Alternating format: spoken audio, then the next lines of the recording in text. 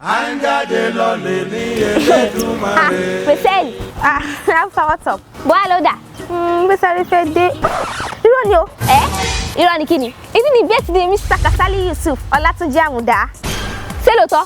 AKA Ọba One, ìjọba chop make I chop. Yes. Ṣèbíyàwó wọn ni Mrs. Kasali Kabira Abidemi. Ó ti gbà. AKA the beauty queen. Olórí Ayaba One.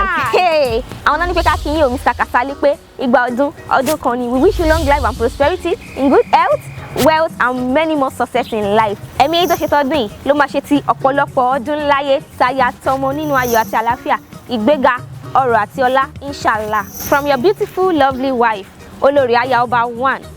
Dúró ná, kí ni? Táìmù wo lálọ́gbẹ́nu sí ilé wọn? Ìgbà tó wù wọ́n ni. Àtẹnu tó jẹ́ kí ibi tí wọ́n ti ń jẹun báyìí wọ́n ti máa rí ẹ. Ṣé wọ́n invite ẹ? Oníjẹkújẹ òṣì. Ṣé wọ́n invite ẹ?